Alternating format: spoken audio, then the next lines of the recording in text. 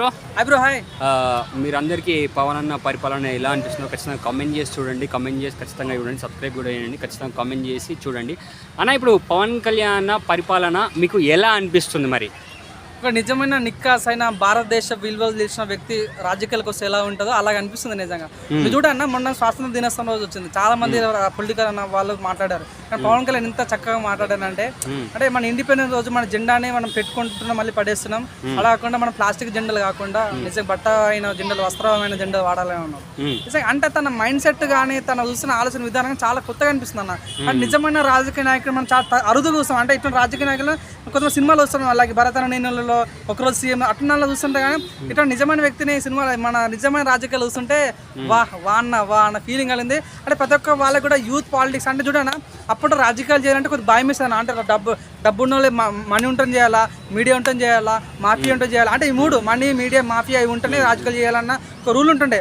అవి ఏం లేకుండా రాజకీయాలు చేసి సేమ్ సింగిల్ అభిమానం ఉంటుంది చాలు, యూత్లలో రెస్పాన్స్ ఉంటుంది చాలు, మనం రెస్పెక్ట్ ఇచ్చే చాలు, ప్రజలకు మంచి చేయాలని ఒక ఆలోచన ఉంటుంది చాలా అనే ఉద్దేశంతో తను ఏదైతే రాజకీయం తీసుకున్నాడో అది చాలా అంటే చాలా ఇన్స్పిరేషన్ మారిపోయింది అన్నమాట. పిఠాపురం మంచి మాట్లాడుతాంటానా.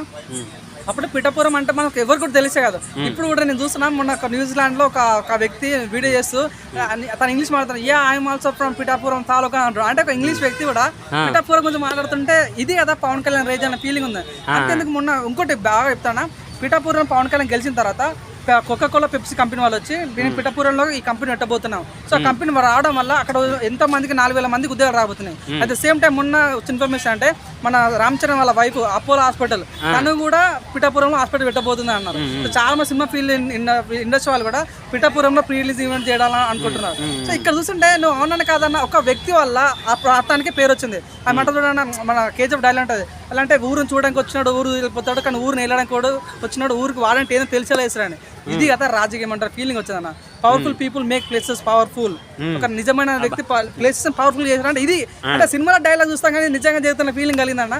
పిఠాపురం అప్పట్లో చూడన్నా, పిఠాపురం ఒక అమ్మాయి చిన్న పెళ్లి, మన సొంత అమ్మాయి పెళ్లి, మన ఇంట్లో ఒక అమ్మాయి పెళ్లి కావాలంటే ఎకరం అమ్మితే పెళ్లి అయ్యేది గ్రాండ్ గా.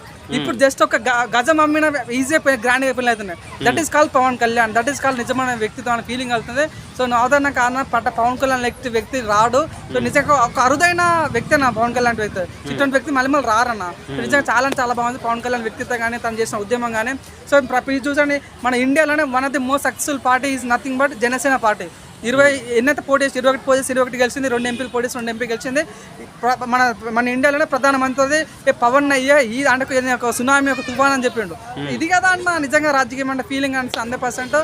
మాకైతే నమ్మకం ఉంది పవన్ కళ్యాణ్ ద్వారా. ఎందుకంటే 9 నెలలుగా దొరికిన ఒక అమ్మాయి 9 రోజులు పట్టుకుంటా అన్న. ఏం కావాలన్నా ఇట్లాంటి వ్యక్తి గురించి మాట్లాడుతుంటే అంటే మాలాంటి వ్యక్తుల గారే పుస్తకాలు చదువుతుంటే మన ఇట్లాంటి గొప్పగా ఛత్రపతి శివాజీ లాంటి గొప్ప వ్యక్తుల గురించి చదువుతున్నప్పుడు అరే ఛత్రపతి లాంటి శివాజీ లాంటి వ్యక్తులు ఇంకా రారా అనే ఫీలింగ్ ఉంటే నిజంగా వచ్చిన వ్యక్తి మాకు పవన్ కళ్యాణ్. అట్లాంటి వ్యక్తి నిజంగా మారుతుంటే చాలా బాగుంది. నిజంగా పవన్ కళ్యాణ్ పరిపాలన కానీ తను చేసిన ఏదైనా కూడా చాలా ఇన్స్పిరేషన్ కలిగిందన్న మాకైతే. పవన్ కళ్యాణ్ లాంటి వ్యక్తి నిజంగా రావాలి. నిజంగా చూడన్నా, తను ఒక సర్పంచ్ కాదు, ఒక జెడ్పీటీసీ కాదు, ఒక ఎమ్మెల్యే కాదు, ఒక కార్పొరేటర్ కాదు, ఏం కాదు. వచ్చాడు, రాజకీయాలకు వచ్చాడు, పోటీ చేశాడు, గెలిచాడు, డైరెక్ట్ డిప్యూటీ సీఎం అన్నదరే పవన్ కళ్యాణ్. ఎవడెవడో ఏదో మాట్లాడినా 2 పార్టీలు అమ్ముడు పోయాడు, 2-3 పెళ్లి చేసుకోండు. నీకు ఎందుకు రా ఎన్ని పెళ్లి చేసుకుంటే వచ్చాడు రాజకీయాలకు వచ్చాడు, డిప్యూటీ సీఎం ఆడు.